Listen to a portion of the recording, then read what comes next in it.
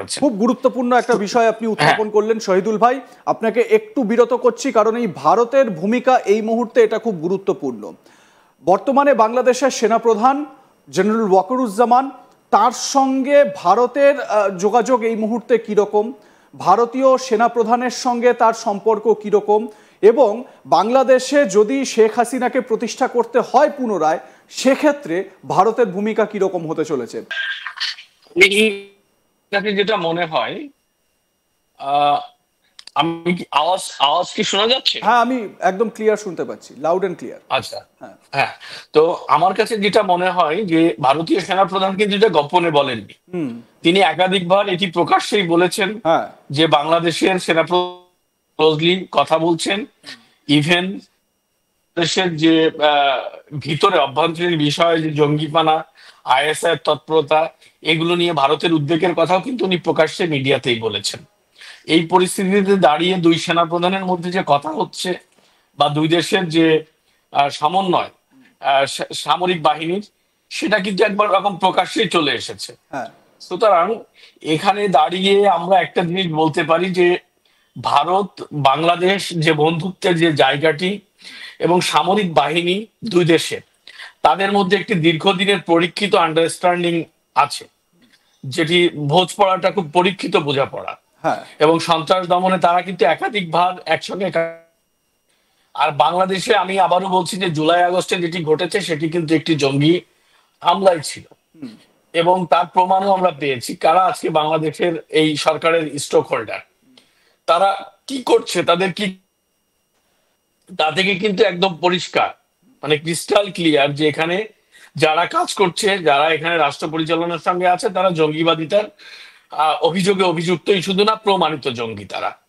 সেই প্রমাণিত জঙ্গিদেরকে হটিয়ে বাংলাদেশে যদি স্থিতিশীল পরিবেশ রক্ষা করতে হয়, তাহলে একটি সুন্দর পরিবেশ তৈরি করতে হবে, এবং সেই পরিবেশটি তৈরি করে শুধু মানে যেন একটি সরকার ব্যবস্থা প্রচলন করলেই হবে না, সেখানে অবশ্যই একটি প্রগতিশীল ধর্মনিরপেক্ষ সরকারকে বসাতে হবে, যারা বাংলাদেশের মাইনরিটি সম্প্রদায়, সেকুলার মানুষজনদের নিরাপত্তা দিতে পারে, যারা কথা বলার অধিকার দিতে পারে। সেক্ষেত্রে বাংলাদেশে আমরা 5 আগস্টের পরে যা দেখেছি, যা শুনেছি, তাতে যৌথভাবে আজকে যারা বিভিন্ন রাজনৈতিক দল এই সরকারের সঙ্গে আছে বা সমর্থন করে যাচ্ছে, প্রত্যেকের সঙ্গে জঙ্গিপানা বা জঙ্গিবাদের কিছু একটা ব্যাপার স্যাপার আছে। সেখানে আওয়ামী লীগের বিকল্প এই মুহূর্তে আমরা দেখতে পাচ্ছি না। সুতরাং ওয়াকারুজ্জামান যদি সত্যিকার অর্থেই একটি সুষ্ঠু, স্বাধীন, মানে নিরপেক্ষ নির্বাচনের ব্যবস্থা আয়োজন করতে পারেন, এবং আওয়ামী লীগ যদি সেখানে নির্বাচনে অংশগ্রহণ করতে পারে, তাহলে কোন রকম কনফিউশন ছাড়া, কোন রকম মানে কি বলে যে বাধা প্রতিবন্ধকতা ছাড়া। হচ্ছে এইখানেই মোহাম্মদ ইউনূস তিনি যেরকম ভাবে এগোচ্ছেন, তিনি কি চাইবেন সেখানে সুষ্ঠু, স্বাভাবিক যে নির্বাচন, অবাধ ও গণতান্ত্রিক যে নির্বাচনের কথা আমরা বলে থাকি, সেই নির্বাচন সম্ভব হোক?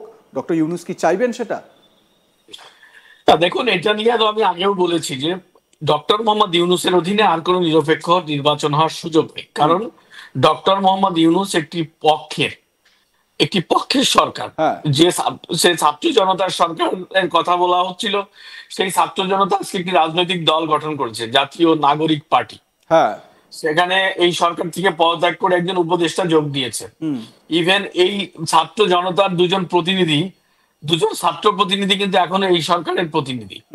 সুতরাং এই সরকারটি পক্ষপাত দুষ্ট সরকার, একটি পক্ষীয় সরকার, তাদের অধীনে কোন রকম নিরপেক্ষ নির্বাচন সম্ভব নয়। সুতরাং বাংলাদেশে যদি নিরপেক্ষ, গ্রহণযোগ্য, ইনক্লুসিভ নির্বাচন, যেটি সেনাপ্রধান বলেছেন, সেটি যদি করতে হয়, তাহলে ডক্টর মোহাম্মদ ইউনূসকে আগে বিদায় করতে হবে এবং নতুন একটি তত্ত্বাবধায়ক বা নিরপেক্ষ সরকার তৈরি করতে হবে।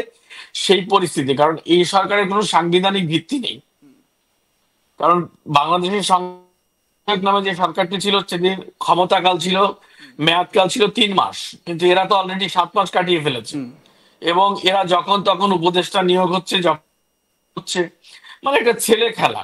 না, ঠিক এই জায়গা থেকেই সেনাপ্রধান, বাংলাদেশের সেনাপ্রধান, তিনি কি একটু তৎপর হয়েছেন? কারণ তিনি যে কথাটা ভেবে, বা তিনি তার কথায় বারবার বলেছেন, তিনি কয়েকদিন আগেও যে জাতির উদ্দেশ্যে যে কথা বলেছেন বা বাংলাদেশের জনগণের উদ্দেশ্যে যে কথাটি বলেছেন যে আমরা যদি ঐক্যবদ্ধ না থাকি তাহলে বাংলাদেশ মানে বাঙালি জাতি হিসেবে যে আমাদের গর্ব বা বাঙালি জাত সেটা আর কিছু অবশিষ্ট থাকবে না এবং আমাদের মানে অবক্ষয় কেউ রুখতে পারবে না, তিনি এই ধরনের বক্তব্য তিনি রেখেছেন। তারপরই তিনি চলে যাচ্ছেন দেশের বাইরে, সেখানে তার কিছু অ্যাক্টিভিটি লক্ষ্য করা যাচ্ছে।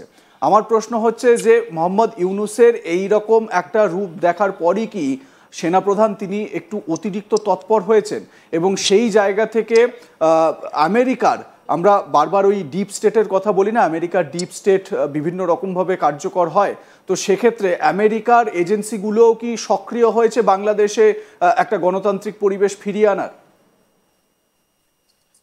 এখন পরিস্থিতি তো আমি একটা জিনিস একটু আগেই বললাম যে সেনাবাহিনী দায়িত্ব নিয়ে রাষ্ট্র পরিচালনা করার কথা বলেই কিন্তু সেদিন সরকার গঠনের দায়িত্ব নিয়েছিল এবং তাদের তত্ত্বাবধানে সরকারটি গঠিত হয়েছে। তারা কিন্তু নানাভাবে সেটি স্বীকার করেছেন এবং সেনাবাহিনী বলেছেন যে যতদিন বাংলাদেশের একটি রাজনৈতিক সরকার না থাকবে ততদিন তারা মাঠে থাকবে, জনগণের পাশে থাকবে। সুতরাং বাংলাদেশের আজকে যে জঙ্গিবানা, জঙ্গিবাদ, উগ্রবাদীদের যে বিচরণ, এর দায় কোনোভাবেই সেনাপ্রধান বা সেনাবাহিনী এড়াতে পারেন না। সুতরাং আজকে তার বোধোদয় হয়েছে যে এটি একটি ভুল জায়গা থেকে সাধারণ বা ছাত্র বা জনতার কথা বলে যে আন্দোলন হয়েছিল, সেই আন্দোলনটি সাধারণ ছাত্র বা জনতার ছিল না, সেই বোধোদয়টাই কিন্তু বাংলাদেশ সেনাবাহিনীর হচ্ছে। নাম্বার 2 হচ্ছে যে যারা এই আন্তর্জাতিক ষড়যন্ত্র, ডিপ স্টেট ষড়যন্ত্র যারা করেছিল, সেই হিলারি ক্লিন্টন, তার যে সমর্থিত সরকার, বাইডেন প্রশাসন, তারা রাষ্ট্র ক্ষমতা থেকে বিদায় হওয়ার পরে আমেরিকায় যিনি রাষ্ট্রপ্রধান এসেছেন, যিনি রাষ্ট্রপতি হিসেবে শপথ নিয়েছেন, তিনি কিন্তু এসে কয়েক দফা বাংলাদেশে এই কেন অর্থ এসেছে, কারা গ্রহণ করেছে, কি কারণে গ্রহণ করেছে, সেই বিষয়গুলো ব্যাখ্যা করেছেন। সুতরাং এটি যে শেখ হাসিনা সরকারের বিরুদ্ধে একটি আন্তর্জাতিক ষড়যন্ত্র ছিল সেটি কিন্তু পরিষ্কার হয়ে গেছে। সেই জায়গায় দাঁড়িয়ে সেনাপ্রধানকে বাঁচতে হলে, সেনাপ্রধানকে সেভ হতে হলে, সেনাপ্রধানকে দেশপ্রেমিক প্রমাণ করতে হলে এই জঙ্গিপনার সরকার, এই জঙ্গিবাদী ইউনূস সরকারকে সরাতে হবে, হটাতে হবে। এছাড়া আর কোনো বিকল্প নেই, এটি হচ্ছে একটা বিকল্প। সুতরাং এই বিষয়টি অনুধাবন করেই সেনাপ্রধান, আমার মনে হয় তিনি বক্তব্য রেখেছেন যে আর কোনো জঙ্গিপনা, আর কোনো মোব সন্ত্রাস চলতে পারবে না। কিন্তু একটা বিষয় এখানে ক্লিয়ার, সেনাবাহিনী একটি ছোট্ট বাহিনী, বাংলাদেশ সেনাবাহিনী জনসংখ্যার দিক দিয়ে আনুপাতিক হারে একটা ছোট্ট সেনাবাহিনী, একটা ছোট্ট দেশের সেনাবাহিনী। সেই সেনাবাহিনী পুরো একটি জাতিকে, 18 কোটি মানুষকে নিয়ন্ত্রণ করা তাদের পক্ষে খুবই টাফ ব্যাপার, এটা বাস্তবতা।